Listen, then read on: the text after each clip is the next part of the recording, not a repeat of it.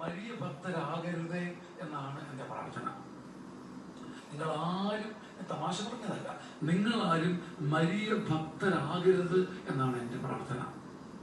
നിങ്ങളെ കൺഫ്യൂസ്ഡ് ആക്കാനോ ഭാരപ്പെടുത്താനോ ഒന്നുമല്ല.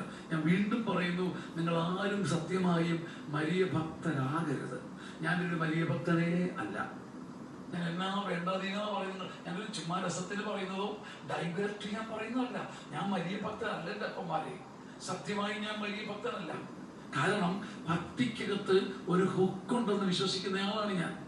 ഭക്തിക്കകത്ത് ഒരു ഹുക്കുണ്ട്, ഭക്തിക്കകത്ത് ഒരു പ്രീണിപ്പിക്കലുണ്ട്, ഭക്തിക്കകത്ത് ഒരു തൻകാര്യം നേടലുണ്ട്.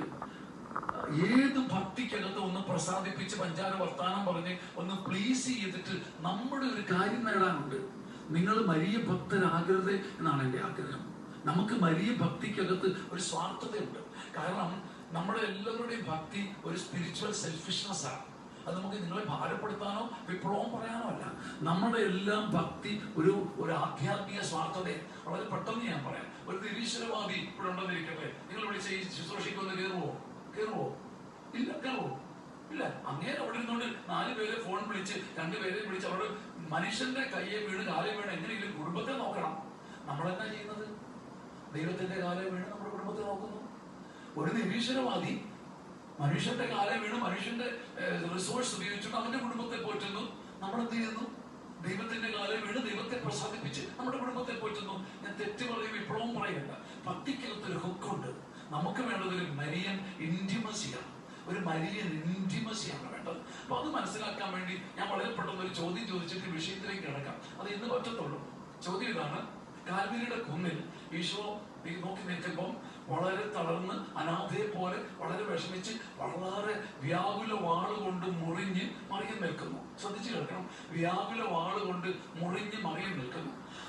അപ്പം മിടുക്കനായ യോഹന്നാനെ തൊട്ടപ്പുറം നിൽക്കുന്നു. ഈശോ കർത്താവ് നോക്കിയപ്പോൾ തൻ്റെ അമ്മ വളരെ ഭാരപ്പെട്ട് വളരെ മുറിഞ്ഞ് തകർന്ന് കരഞ്ഞ് വ്യാകുലത്തിന്റെ ദുഃഖത്തിന്റെ നിഴല് പോലെ നിൽക്കുന്നു. അപ്പം യേശു കർത്താവ് യോഹന്നാനോട് പറഞ്ഞു, ഇതാ നിന്റെ അമ്മ. മറിയത്തോട് പറഞ്ഞു, ഇതാ നിന്റെ മകൻ. എല്ലാവർക്കും അറിയാവുന്ന കാര്യമാണ് അല്ലേ? ഞാൻ ഇത്രയും ചോദ്യവും പറഞ്ഞു. ഈ ചോദ്യം ഈശോ ആരോട് ആദ്യം പറഞ്ഞത്? ഈ ആരോടാ ഈശോ ക്രിസ്ത്യനെ ചോദിച്ച് ആദ്യം പറഞ്ഞത്?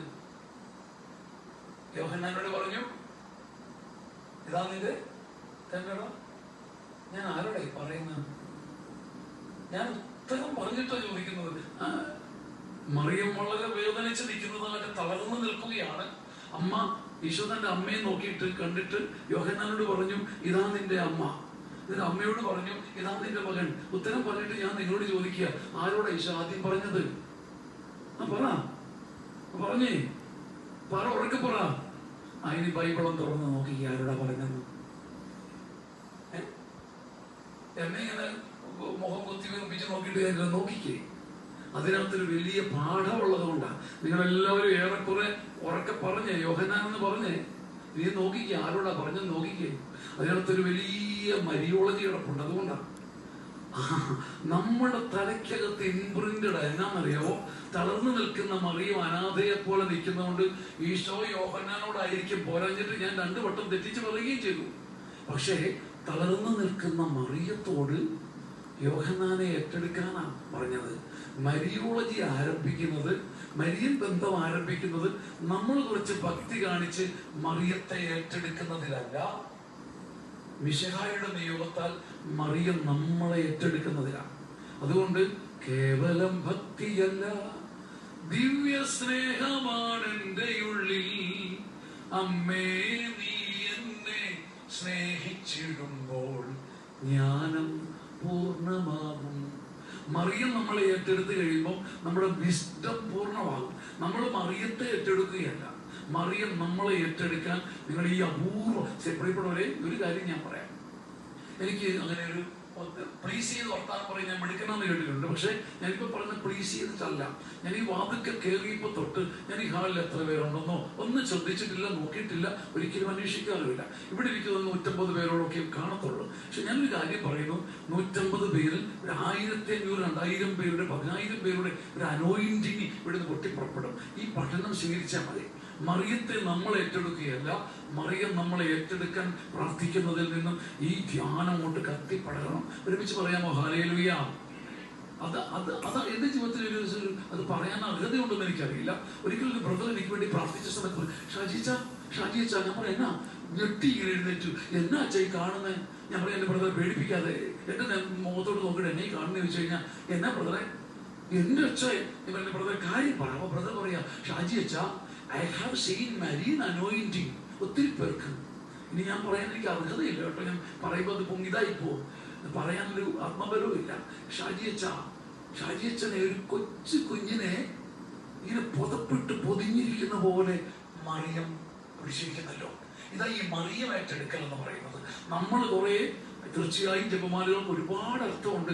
നമ്മൾ മറിയത്തെ ഏറ്റെടുക്കുകയല്ല, കുരിശിൻ ചുവട്ട് തൊട്ട് ഇന്ന് വരെ മറിയം നമ്മളെ ഏറ്റെടുക്കുകയാണ്. ഒരുമിച്ച് പറയാമോ ഹല്ലേലൂയ? രണ്ട് കരങ്ങൾ ഉയർത്തി പറയാമോ ഹല്ലേലൂയ? അതുകൊണ്ട് പരിശുദ്ധ അമ്മേ, നീ എന്നെ ഏറ്റെടുക്കണേ എന്നൊന്ന് പ്രാർത്ഥിക്കാൻ കഴിഞ്ഞാൽ ദാറ്റ് വുഡ് ബി വണ്ടർഫുൾ. ഇനി ഒരു കൊച്ചു കാര്യം, സമയം ഇങ്ങനെ കടന്നു പോകും, എങ്കിലും ഒരു കുഞ്ഞു വർത്താനം കൂടെ. ഈശോയുടെ അമ്മയെ നമ്മൾ ഏറ്റവും കൂടുതൽ മാനിച്ചാൽ ദൈവപിതാവിനും ഈശോയ്ക്കും ഒക്കെ വലിയ സന്തോഷമാണ്, വലിയ സന്തോഷമാണ്. പക്ഷെ ഒരാൾക്ക് അത് തീരെ ഇഷ്ടമില്ല. ആർക്കാ ഒരാൾക്കൂടി ഇഷ്ടമല്ല. ആർക്കാന്ന് പറയാമോ? അതിനകത്താ മരിയോളജി ഇരിക്കുന്നത്. പരിശുദ്ധ അമ്മയ്ക്ക് ഒരിക്കലും ഇഷ്ടമല്ല. ഇവിടെ നമ്മളത് പഠിക്കുമ്പോൾ നമ്മുടെ ഉള്ളിൽ പുതിയ കുളിര് വരും. പരിശുദ്ധ അമ്മയ്ക്ക് ഒരിക്കലും ഇഷ്ടമല്ല. പരിശുദ്ധ അമ്മയ്ക്ക് ഈശോയ്ക്ക് എന്ത്, നമ്മുടെ അമ്മയെ ഏറ്റവും കൂടുതൽ വാഴ്ത്തി പുകഴ്ത്തിയാലും യേശു കർത്താവിന് ഏറ്റവും സന്തോഷമാണ്. തൻ്റെ അമ്മയെ വാനോളം പുകഴ്ത്തിയാലും അത് ഇഷ്ടപ്പെടാത്ത ഒരു ദൈവിക ആളത്വമുണ്ട്. അതാ മറിയം. അതറിയാത്തത് കൊണ്ടാണ് നമ്മുടെ മരിയം ഭക്തി നമുക്ക് കുളിരാകാത്തത്. നിങ്ങളൊന്ന് ഓർത്ത് നോക്കിക്കേ, കാനായിലെ കൺഫ്യൂഷന്റെ ഇടയ്ക്ക് മറിയം ഈ കുട്ടനാട്ടിലൊക്കെ വരാല് വന്നിട്ട് പൊങ്ങി വെള്ളമെടുക്കുന്ന പോലെ ഒരൊറ്റ വചനം പറഞ്ഞ് പിന്നെ വീഞ്ഞ ഉണ്ടായപ്പോഴും, മധുര വീഞ്ഞാന്ന് ആൾക്കാർ അപ്രീഷിയേറ്റ് ചെയ്തപ്പോഴും അതിന്റെ വാലെ പിടിക്കാൻ മറിയം ഉടങ്ങാനുണ്ടോ? ഇവിടെ പോയി മറിയം. അതായത് ഈ മറിയം മറഞ്ഞു നിൽക്കുന്നവളാന്ന് പറയുന്നതിന്റെ അർത്ഥം. മറിയം ആ അത്ഭുതത്തിന്റെ പിന്നിൽ മറഞ്ഞു. അത് ഇനി ഞാൻ പറയാൻ വെച്ചിരിക്കുന്ന വിഷയം അതല്ലാത്തതുകൊണ്ട് ഞാൻ അവളെ കുറിച്ച് പറയുന്നില്ല. മറിയം ആ വചനത്തിന്റെ പിന്നിൽ മറഞ്ഞു കളഞ്ഞു. മറിയം ആ വചനത്തിന്റെ പിന്നിൽ മറഞ്ഞു. അതിൽ വേറൊരു വിഷയം അവിടെ നിൽക്കട്ടെ. കർത്താവിനെ ഒരിക്കൽ കൂടി സ്തുതിക്കാം. ഹല്ലേലൂയ, ഹല്ലേലൂയ, ഹല്ലേലൂയ. ഞാൻ സ്തുതിക്കുന്ന കർത്താവേ, ഞാൻ അങ്ങേ ആരാധിക്കുന്ന ദൈവമേ, ഞാൻ അങ്ങേ മഹത്വപ്പെടുത്തുന്നു. ഹല്ലേലൂയ, ഹല്ലേലൂയ, ഹല്ലേലൂയ, ഹല്ലേലൂയ, ഹല്ലേലൂയ, ഹല്ലേലൂയ, ഹല്ലേലൂയ, ഹല്ലേലൂയ. ഈ മരിയ ഭക്തി എന്ന് പറയുന്നത് ജീവിതത്തിന്റെ പെടാപ്പാടുകളിൽ നമുക്ക് ഏറ്റവും ഉറപ്പുള്ള ഒരു സാന്നിധ്യമായി മറിയം കൂടെ ഉണ്ടെന്നുള്ളൊരു അനുഭവമാണ്. മറിയത്തെ ഒരിക്കലും ഒരു പാരലൽ ദൈവത്വമാക്കി മാറ്റരുത്. അത് തെറ്റാണ്, നമ്മൾ ചെയ്യരുത്. ചിലർ നിഷ്കളങ്കതയെ പറയും, എനിക്ക് ഞാൻ ഈശോയേക്കാൾ കൂടുതൽ ഇഷ്ടം മാതാവിനാണോ കേട്ടോ, എനിക്ക് മാതാവിന് വലിയ കാര്യമാണ് കേട്ടോ. ഈശോയ്ക്ക് ഒരു പഴക്കവുമില്ല. പക്ഷെ അതൊരു ശരിയായ വഴിയല്ല. നമ്മുടെ ഉള്ളിൽ മറിയം ഒരു വലിയ ബദ്ധമായിരിക്കണം, പക്ഷെ ഈശോയിലേക്ക് എത്തിക്കണം. ഒരുമിച്ച് പറയാമോ ഹല്ലേലൂയ? ഈ പശ്ചാത്തലത്തിൽ